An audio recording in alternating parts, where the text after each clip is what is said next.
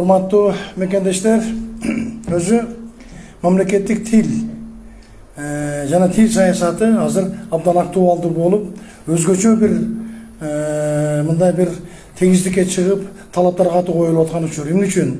Анткени силер жакшы билесиздер, гео саясат азыр абдан кайнап турган кези, баягы ааламдаштыруу процесси жана башка деген бүткүл дүйнөлүк чакырыктардын алкагында ар бир улут өзүнүн иденттүүлүгүн, өзүнүн эне тилин, үрп адатын, ката салтын билүү маселеси кандай маанилүү экендиги абдан акыркы 2-3 жылда куш болуп кетти. Мына өзүңүздөр деле көрүп турасыздар, пандемия болуп атат. Андан кийин бир топ геосаясий оюндар, согуштар башталып кетип атат кээ бир жерлерде. Вот ошонун алкагында биз каяктабыз? Биздин тилибиз кандай болуп атат? Анын ролу кандай болуп атат? Анын кадыр баркы кандай? Биз ушундай ишти жүргүзүп жатабыз. Нарындан келдик кече. Бир топ иш кагаздарын абалы боюнча мекемелер менен таанышууну улантып атабыз. Эртең менен Талас университетинде болдук, андан кийин Талас шаарынын мэриясында болдук. Азыр бул жыйындан кийин ушул өкүлчүлүктүн өзүнүн иш кагаздары боюнча эме кылабыз, сүйлөшөбүз. Натыйжада бир топ ушундай бир вазифалар менен келип отурабыз. Урматтуу президиум, урматтуу залда катышып отурган таластык туугандар, мамлекеттик органдарда мамлекеттик тилдин мааниси эске алып, ушул үстүндө жылдын 30 апрелинде Бишкекте министрлер кабинетинин атайын протоколдук тапшырмасы болгон. Жашыруун эмес, мынакей 1989 жылы мамлекеттик тил деген статус алгандан бери тилибиз андай же мындай деңгээлде иш жүзүнө ашырылып келе жатат. Кече Нарында да ошондой сөздөр болду. Ошто, Жалал Абадта, Баткенде тилге жеңил мамиле кылып, кайдыгер мамиле кылып, ушул абалга келгенибиз дайыма менин жүрөгүмөн өтөт. Туура байкаптырсыз, тынбай жазып атам. Жаман көргөндөр толтура, алардын ичинде чоңдор дагы бар. Бирок мен бир нерсеге таң калып, өзүмчө кубанып келе жатам. Жаштарды биз андай мындай дейбиз, мынакей көп жаштар отурушат. Жаштар талап кыла баштады азыр кыргыз тилибиздин жайылышы. Башка маселе, биз ошолорго шарт түзүп бере алабызбы? Болгондо дагы сапаттуу шартты түзүп бере алабызбы?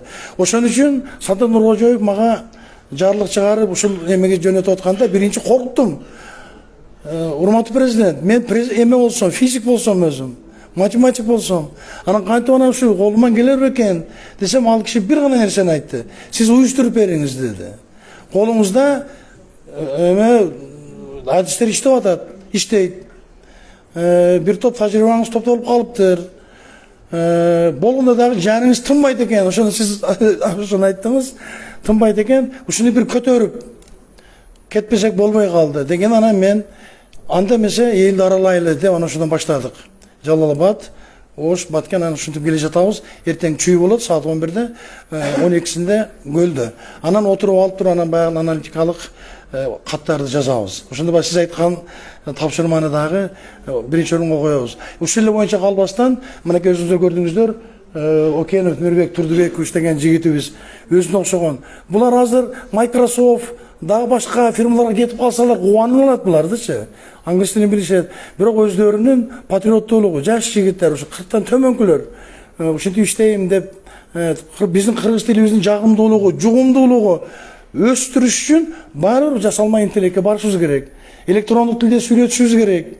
Санаттык тилде сүйлөтүшүбүз керек. Анан эң башкысы тилибизди байытышыбыз керек.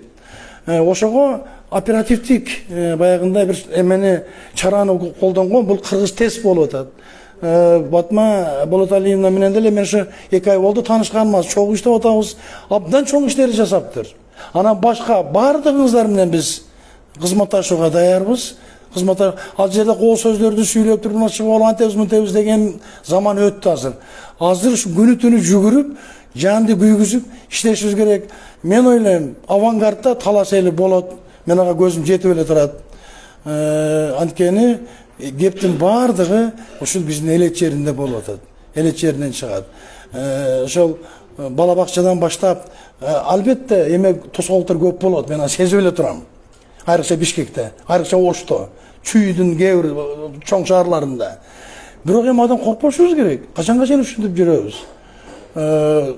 Кааласа башка тилде сүйлөсүн, бирок кыргыз тилин биринчи орунга койсун. Бардык улуттар деген саясатты киргизип атабыз. Менимче буга көзүбүз жетет. Анткени президентибиз өзү активдүү колдоп атат.